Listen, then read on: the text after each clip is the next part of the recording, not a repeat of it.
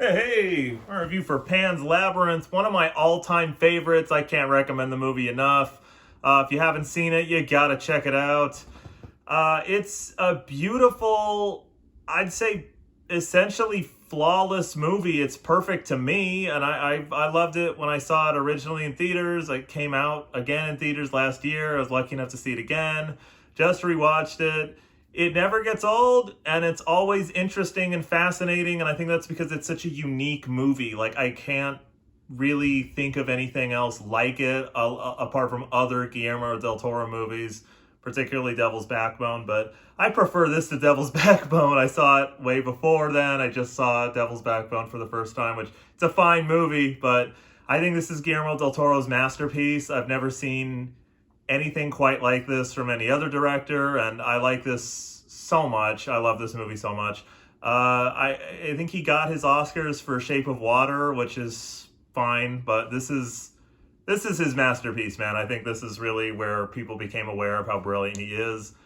And what I love so much about this movie is, like all great works of art, and this is a great work of art, which sounds very stuck up of me, but it's a movie, so it's not that stuck up of a work of art. I mean, it's not a painting or a symphony or anything, but it kind of holds a mirror to the viewer, I think, and it lets you see through his dark and kind of twisted fairy tale what kind of horrors and monsters you see reflected in the society that you live in and your own personal experience.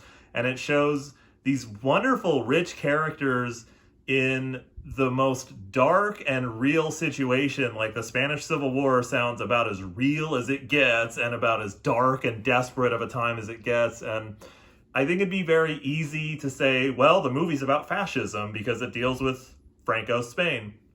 And you can say that, and I don't think you're wrong, but it's not a political movie. I never got the vibe that it was a political movie or that Del Toro's a political artist making a political statement.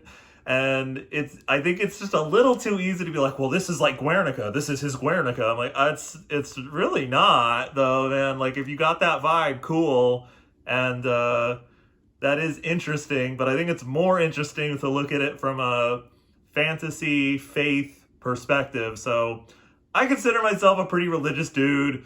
Religion is important to me, and this is not an overly religious movie either, but if I had to choose between a political and a religious aspect to analyze the movie for, I think it's much more about faith, not necessarily in any particular religion, but a faith in the good, particularly when times are bad. So, like, faith untested isn't really faith at all, right? So if you're not going through it, then there's not really any challenge, and it's not particularly difficult for you to believe in good things. But, oh man, when you see these characters, and particularly a little girl put in a horrible real situation, but then also a very dark, fantastical situation, it becomes so impressive and so uplifting to see these characters, and her in particular, Ophelia, have faith in good and to keep continuing despite the fact that everything around her is getting darker and darker. So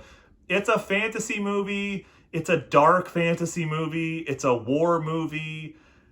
If you want to look at it as a political movie, that's okay, and I don't think you're wrong.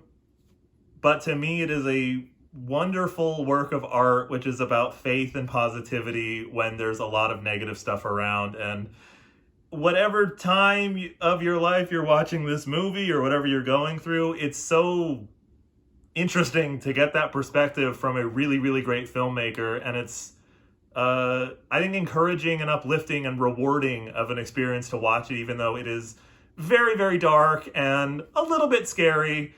And I wouldn't call it a fun movie to watch, although I love it so much and I enjoy watching it and rewatching it, but I wouldn't call it a fun movie, and I love fun movies. I love pop movies, and this has become a very popular movie, and I think it's an all-time classic. I don't think it's going anywhere. It'll be around forever, but it's hopeful and inspirational, and there's not really enough good things I can say about it. So I'll just end it with that. if you haven't seen it or you haven't seen it in a long time, check out Pan's Labyrinth. It also works perfectly well as just a Halloween movie, but it's probably one of the best Halloween movies ever if it is that. So have a good one, you guys. Yeah.